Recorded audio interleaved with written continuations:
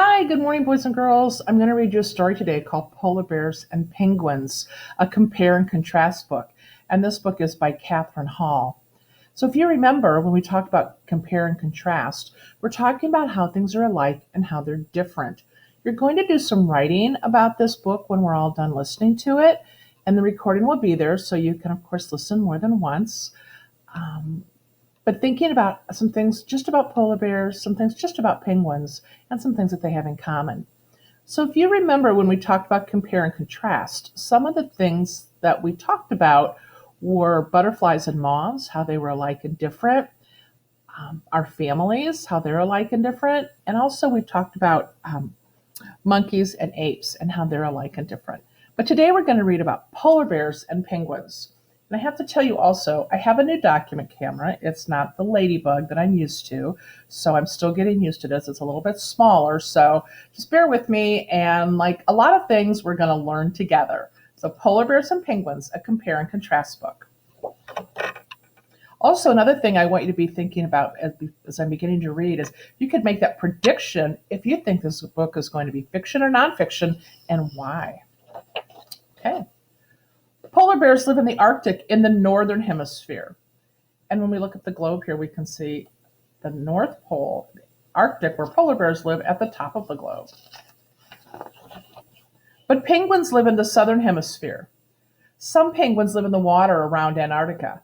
They come onto land to lay their eggs and raise their young. And on this page about penguins, we see the globe here, and we see Antarctica at the bottom of the world at the South Pole.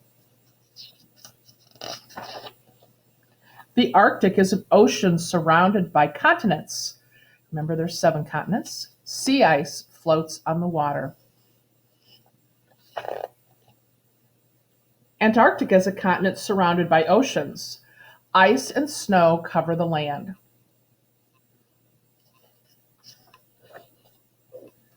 Polar bears are covered in fur.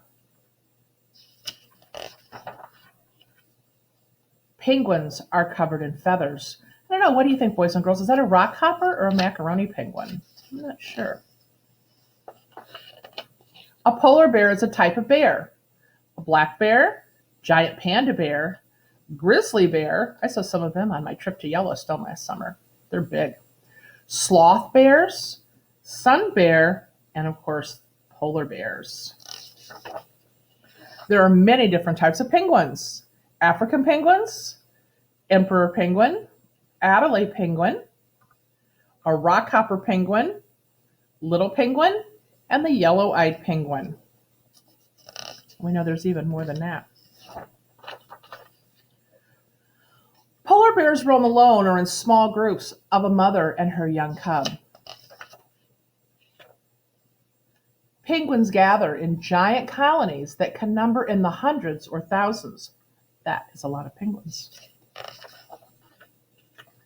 Up in the Arctic, December occurs during winter and in darkness. And I don't know if you remember, boys and girls, we talked a little bit about this. It's called the Northern Lights or the Aurora Borealis.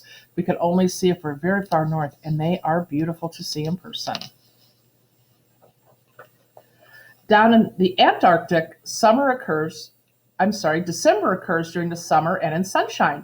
And we talked about that, how our seasons are opposite. So when it's cold and snowy here in our winter, in the southern hemisphere, south of the equator, that imaginary line, it is warm. Polar bears and penguins live at opposite ends of the earth. So here we see our polar bear and then the penguin doing his leap. Well, that's a really fun book. So what did you think, fiction or nonfiction?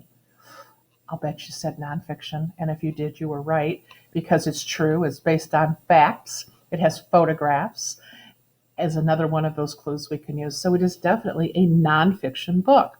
Where can you think of another book we read about polar bears or penguins that was fiction? I'll bet you can.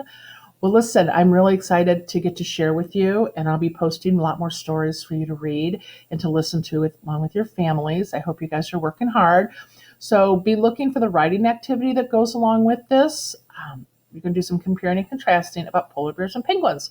As always, email me if you have any questions. Again, thanks for working hard and for listening to your parents. They're working hard to help you. And Mom and Dad, I really appreciate that. So I hope you guys are having a great day. I miss you. Bye-bye.